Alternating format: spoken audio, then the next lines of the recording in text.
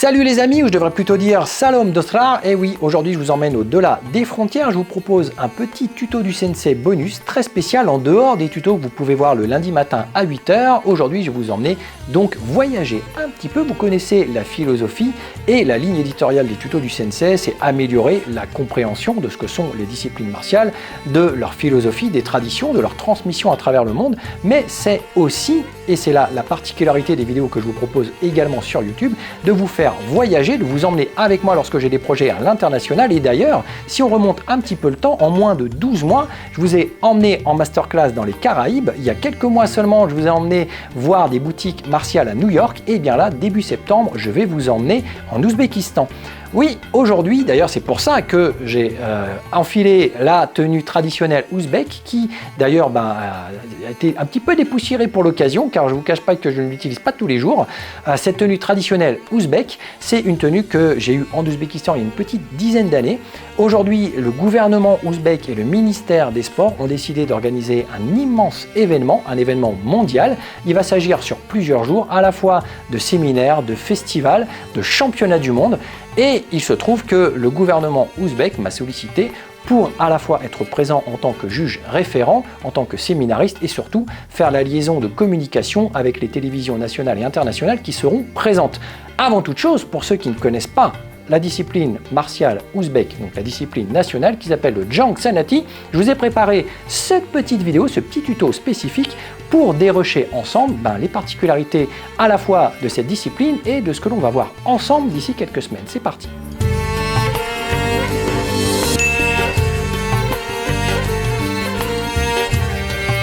Alors les amis, ça fait une petite dizaine d'années que je n'avais pas sorti cette très jolie tenue du placard. D'ailleurs, hop, je vous la montre. Elle descend jusqu'aux pieds, elle n'est pas complète. J'ai laissé sur l'étagère le petit chapeau et les chaussons pointus. Je garde une part de mystère quand même. Donc cette tenue, si je l'ai dans mes placards, c'est que j'ai déjà quelques acquaintances avec le Jang Sanati, qui est la discipline martiale nationale en Ouzbékistan. Et d'ailleurs, pour ceux qui ne me connaissent pas et qui ne connaissent pas les vidéos que je publie régulièrement, en tout cas le principe de ces vidéos-là, sachez que pendant 15-20 ans, j'ai fait du reportage martial à l'international. J'ai travaillé pour différents éditeurs, pour différents producteurs, pour des magazines d'arts martiaux.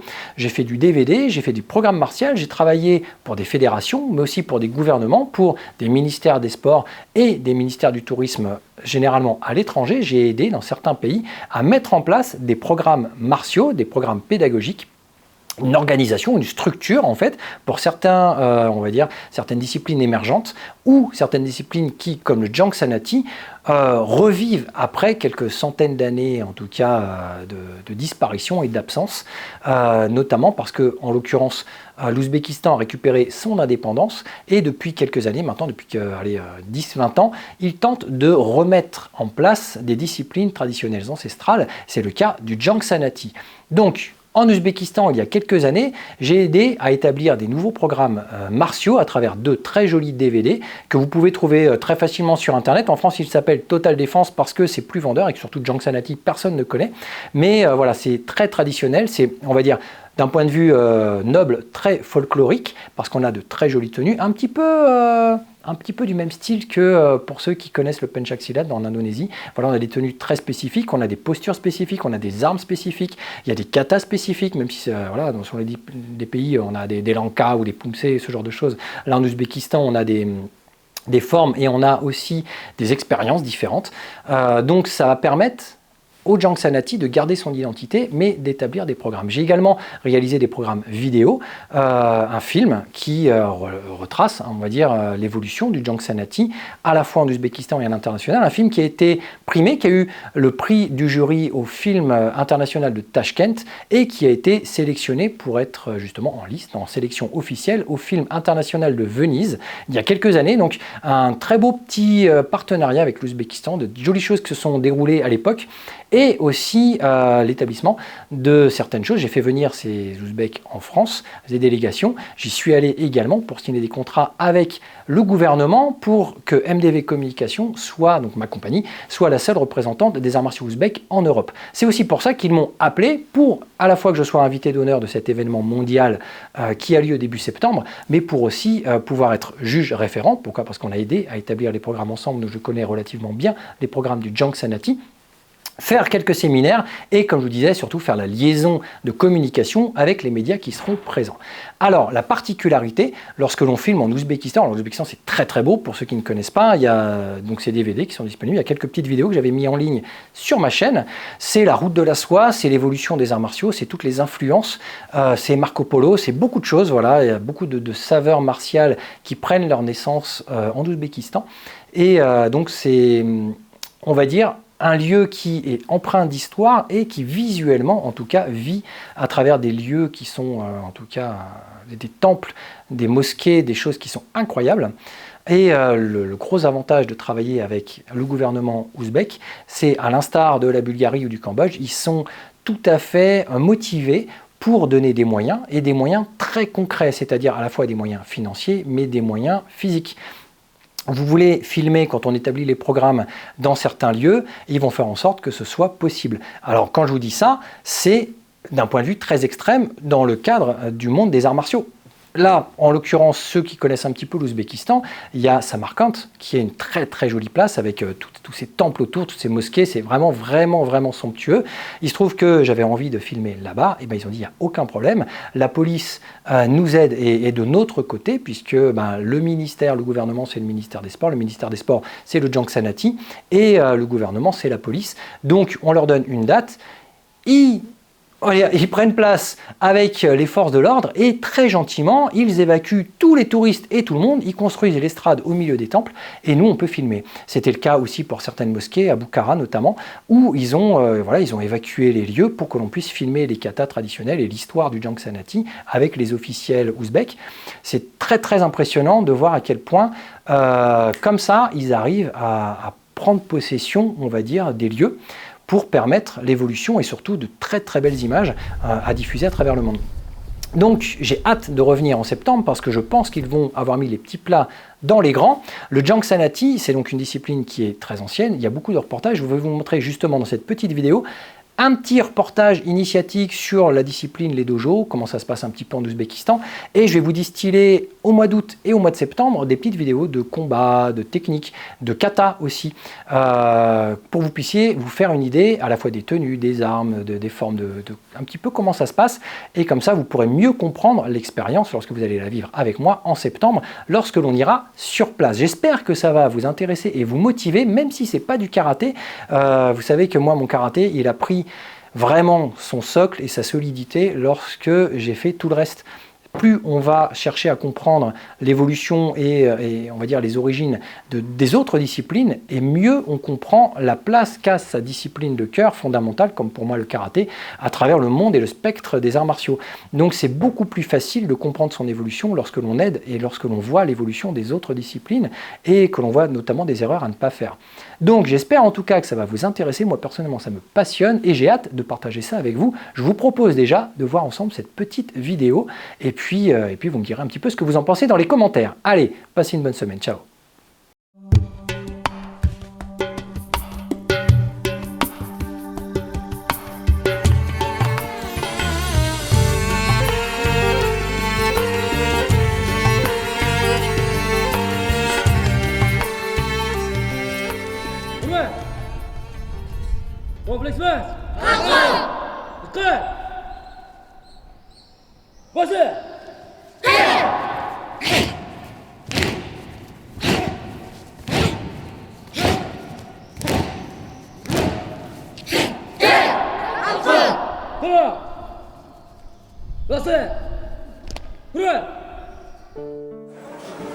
La fédération de Jang Sanati compte aujourd'hui plus de 30 000 pratiquants dans tout le pays, 50 clubs et 500 coachs. Il existe 9 niveaux de grade et 27 katas appelés complexes.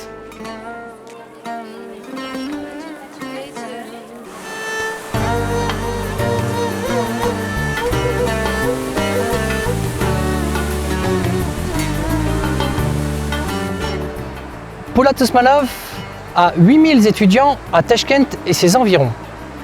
Pour entraîner ces 8000 personnes, plus de 500 professeurs se relaient et tous les 2 mois, ils viennent ici, dans les montagnes de Shilin Bulok, au camp d'entraînement du Jang Sanati, pour réviser les techniques et pour pousser encore plus loin l'entraînement.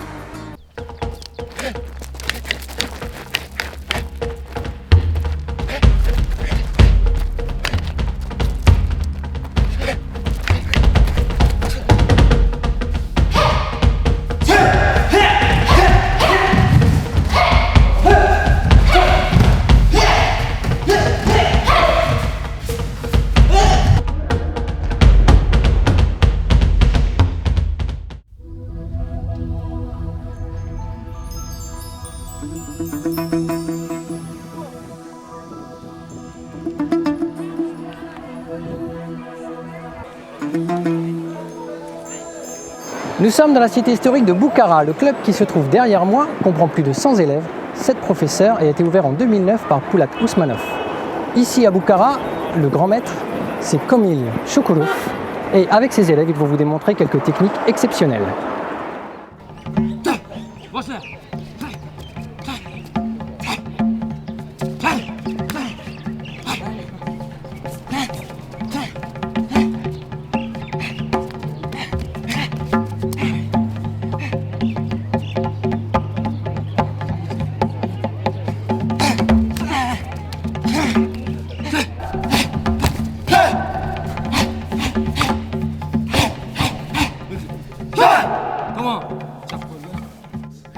And via sport we can show people that Uzbekistan is very developed, very beautiful, very rich with its history, very rich with monuments and our national traditions.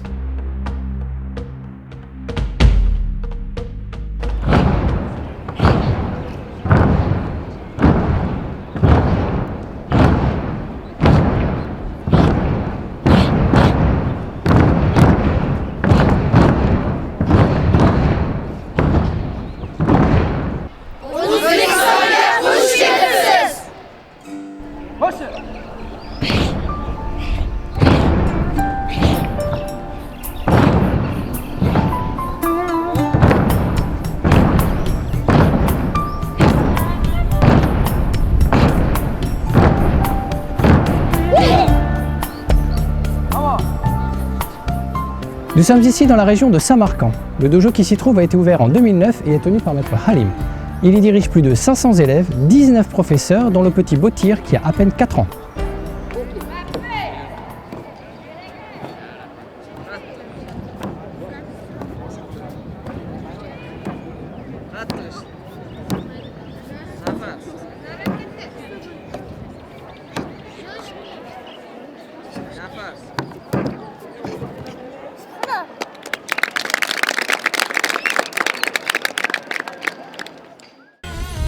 O'zbekiston san'ati faqat sport emas, O'zbekiston san'ati tarixi, falsafasi, bunda madaniyati jamlangan.